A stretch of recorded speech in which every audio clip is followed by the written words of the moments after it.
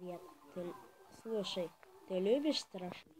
Если да, то тогда слушай. Но тогда слушай, почему я оказался в этом кружке.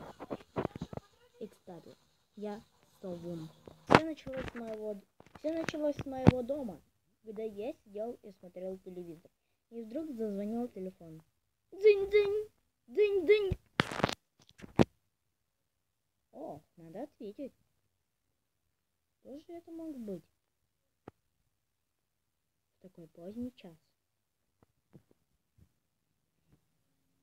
Дзынь-дзынь! Дзынь-дзынь! Да, я уже беру. Алло, кто это? Алло, тебе не знать моего имени. Но беги, если хочешь остаться в живых. Я иду за тобой.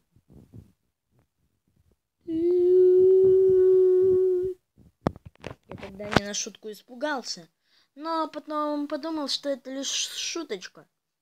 Положил телефон на место и сел обратно смотреть телевизор.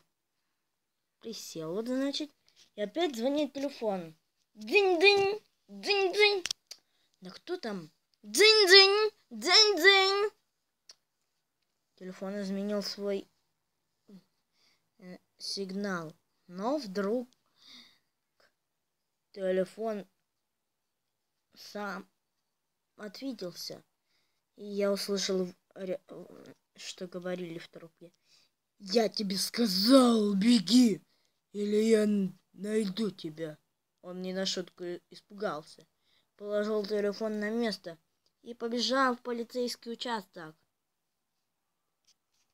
Схватив телефон, я по пути в полицию звонил как раз в нее.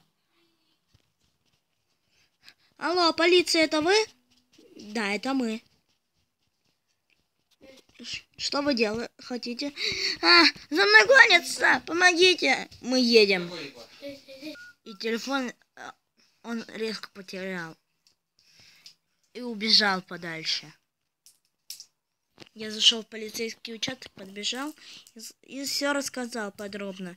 Но они мне сказали: так, стоп, успокойтесь. Идите вон, позвоните. Идите вон, успокойтесь и поешьте лучше. Спасибо. Я подошел к ананасику, который мне дали, и я его начал есть. Но я услышал звонок в дверь полицейского участка. Дзынь, дзынь.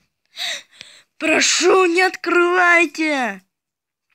Давай, выходи, или я тебя сам достану.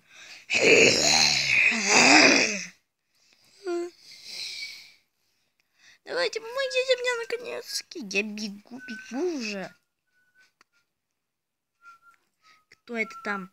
Тот, который мне угрожал, помните, я вам говорила. Говорил. Да, я помню.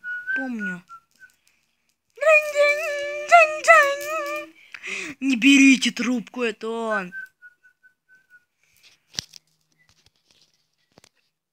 Давай уже, отвечай и открой мне дверь. Ужас. Мамочки.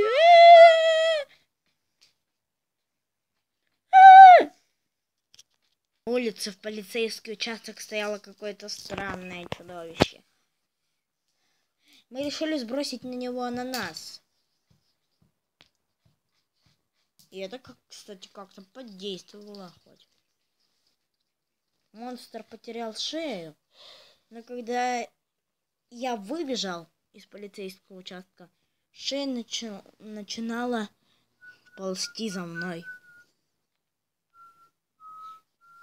Я нашла камень, и теперь я стою тут. Помоги мне, Бог. Иисус. О, вот она ползет сюда. Прямо мой